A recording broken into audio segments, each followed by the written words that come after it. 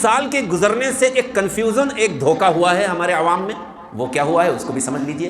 وہ کنفیوژن یہ ہے کہ ہمارے پاس، ہم صاحب نصاب تھے پہلے سے، ہمارے پاس رمضان میں اتنا پیسہ ہو گیا تھا، لیکن ابھی تو رمضان سے 2 مہینے پہلے ہم نے یہ پلاٹ بیچا ہے، رمضان سے 2 مہینے پہلے ہماری بیوی نے یہ زیور خریدا ہے، رمضان سے 1 مہینہ پہلے یہ رقم ہمارے پاس آئی ہے، تو اس پر تو سال نہیں گزرا.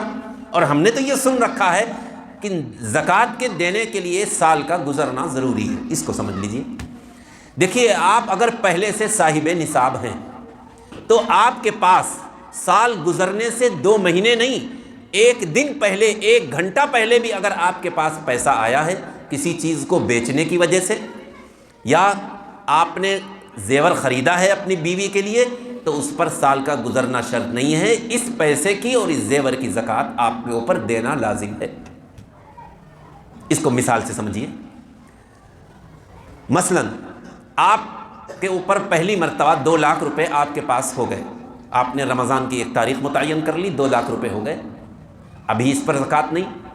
اگلے سال جب آپ زکوٰۃ کا حساب رمضان میں کر رہے ہیں کہ وہ 2 لاکھ کے 1 ہی لاکھ رہ گئے، تو زکوٰۃ 1 لاکھ پر ہوگی. یہ نہیں دیکھا جائے گا کہ آپ نے پچھلے سال 2 لاکھ تھے. اس کا بالکل برعکس، آپ کے پاس سال کے شروع میں 2 لاکھ روپے تھے، بعد میں آپ نے کاروبار کیا، اللہ نے برکت دی، سال کے آخر میں 25 لاکھ ہو گئے، تو زکوٰۃ 25 لاکھ پر ہوگی. ایک اور مسئلہ سمجھ لیجئے.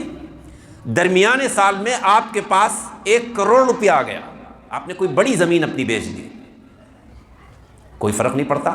درمیانے سال میں کسی زمین کو بیچنے کی وجہ سے، کسی گاڑی کو بیچنے کی وجہ سے آپ کے پاس 1 کروڑ روپیہ بھی آ گیا ہو، لیکن سال کے آخر میں جو زکوٰۃ کی تاریخ آپ نے متعین کی ہے اس دن وہ روپیہ آپ کے پاس نہیں تھا، وہ خرچ ہو گیا، تو اب اس پر زکوٰۃ نہیں ہے.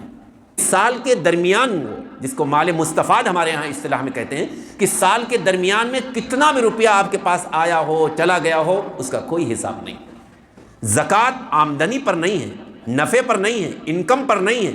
زکوٰۃ سال کے گزرنے کے بعد جو آپ کے پاس موجود ہے اس پر زکوٰۃ ہے. آمدنی آپ کی کروڑوں میں ہے، لیکن آپ کا خرچ بھی کروڑوں میں ہے. سال کے آخر میں زکوٰۃ آپ پر ہے.